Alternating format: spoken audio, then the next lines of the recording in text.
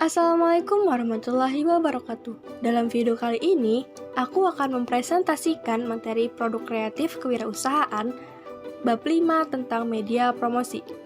Sebelumnya, perkenalkan, namaku Putri Febrika Aulia dari kelas 12 TKJ 3. Terdapat 3 subbab utama yang akan kita bahas dalam presentasi kali ini.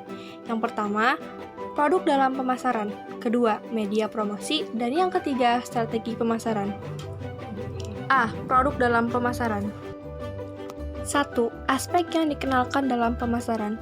Pemasaran adalah kegiatan meneliti kebutuhan dan keinginan konsumen, menghasilkan barang atau jasa, menentukan harga, mempromosikan dan mendistribusikan barang atau jasa.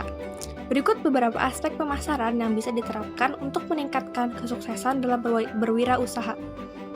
Yang pertama ada marketing plan, berkaitan dengan rencana pemasaran atau konsep bagaimana barang dipasarkan. Kedua, menyusun marketing plan. Marketing plan memuat hal-hal sebagai berikut. Yang pertama, analisis SWOT, tujuan pemasaran, strategi inti, jadwal pelaksanaan, anggaran pemasaran, dan kontrol.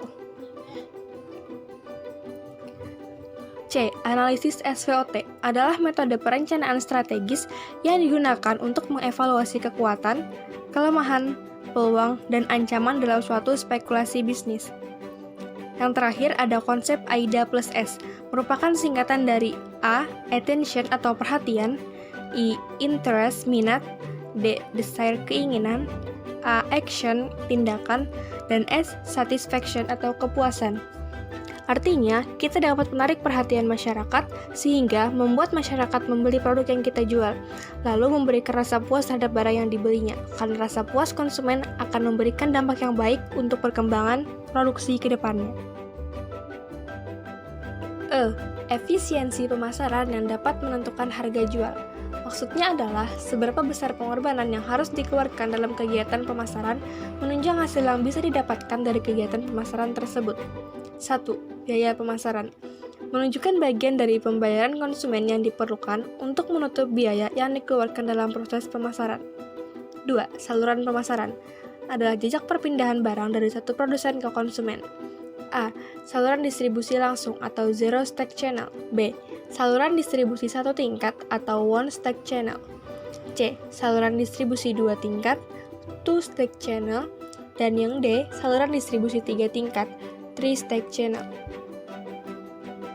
3. Margin pasar. Margin pemasaran didefinisikan sebagai selisih harga di tingkat produsen dengan di tingkat konsumen. 4. Analisis pasar, yaitu berkaitan dengan luas pasar dan analisis potensi pasar. 2. Elemen dalam pemasaran. Elemen-elemen penting dalam konsep pemasaran. A. Market oriented, berorientasi pada keinginan konsumen. B. Penyusunan kegiatan pemasaran secara terpadu. Dan C. Pencapaian tingkat kepuasan para konsumen. Istilah dalam konteks pemasaran. Yang pertama ada produk, adalah segala hasil kerja keras manusia yang dapat ditawarkan kepada manusia lainnya. 2. Nilai, perkiraan konsumen atas suatu produk untuk kepuasan mereka. 3. Biaya, harga yang harus dibayar konsumen atas produk yang sedang dikonsumsi. 4. Kepuasan pelanggan, seberapa puas konsumen atas produk yang mereka konsumsi dan kesesuaian antara harapan dan kenyataan pembeli. Dan yang terakhir, pasar penjualan produk, tempat pelanggan berpotensial yang berniat transaksi suatu produk. 3. Lingkungan pemasaran. A. Lingkungan pemasaran mikro adalah lingkungan yang terdapat pada produsen. Lingkungan mikro diantaranya aspek penyedia, aspek pemasaran, aspek pelanggan, dan aspek pesaing. 2. Lingkungan pemasaran makro, yaitu kekuatan masyarakat yang lebih luas dan mempengaruhi seluruh lingkungan makro pemasaran suatu perusahaan yang mempunyai pengaruh secara tidak langsung terhadap pemasar. Berikut lingkungan yang berpengaruh pada pemasaran makro. 1. Lingkungan demografi. 2. Lingkungan sosial budaya. 3. Lingkungan ekonomi. 4. Lingkungan politik. Dan yang kelima, lingkungan teknologi. 3. Lingkungan pemasaran global, yaitu lingkungan perusahaan yang terdiri dari pelaku dan kekuatan di luar pemasaran yang mempengaruhi kemampuan manajemen pemasaran guna mempertahankan dan membangun hubungan yang berhasil dengan pelanggan sasaran. 4. Variabel yang tidak terkontrol oleh wirausahawan. Yang pertama ada keadaan persaingan, perkembangan teknologi, perubahan demografi, kebijakan politik dan ekonomi pemerintah, serta sumber daya alam. B. Media promosi. 1. Pengertian promosi. Promosi adalah salah satu cara untuk memperkenalkan produk usaha. Dengan promosi, maka produk akan lebih mudah dikenal masyarakat dan mudah mencapai ke target konsumen. 2. Tujuan promosi. Tujuan promosi berdasarkan rangkuman dari beberapa sumber adalah yang pertama, untuk menyebarluaskan informasi kepada produsen suatu produk kepada calon konsumen yang potensial. 2. Untuk mendapatkan konsumen baru dan menjaga loyalitas. 3. Untuk menaikkan penjualan serta laba atau keuntungan. 4. Untuk membedakan dan mengunggulkan produk dibandingkan dengan produk kompetitor. 5. Untuk branding atau membentuk citra produk di mata konsumen sesuai dengan yang diinginkan. Dan yang terakhir, untuk merubah tingkah laku dan pendapatan konsumen tentang suatu produk. 3. Media promosi. Menurut para ahli, media adalah sarana komunikasi yang membawa pesan-pesan dari pengiklanan kepada konsumen. Berikut beberapa media promosi yang dapat dicoba wirausahawan. A. Promosi media cetak, seperti iklan koran, majalah, tabloid, jurnal, katalog produk, kalender, brosur, pamflet, flyer, dan poster. B. Promosi media elektronik. Yang pertama ada television advertising, kedua radio advertising, ketiga online advertising, dan yang terakhir domain name advertising. C. Promosi media internet. Contohnya seperti Facebook, Twitter, Instagram, blog, YouTube, dan marketplace. D. Promosi media iklan luar ruangan seperti billboard, baliho, shop sign branding, neon box, spanduk, iklan tembok, dan media 3D. E. Promosi media produk. Maksudnya adalah promosi yang dilakukan melalui sebuah produk seperti tas, topi, kaos, dan lain-lain. Biasanya ketika mengikuti seminar akan mendapatkan souvenir yang terdapat logo perusahaan dan dimanfaatkan sebagai media promosi. C. Strategi pemasaran. 1. Pengertian strategi pemasaran.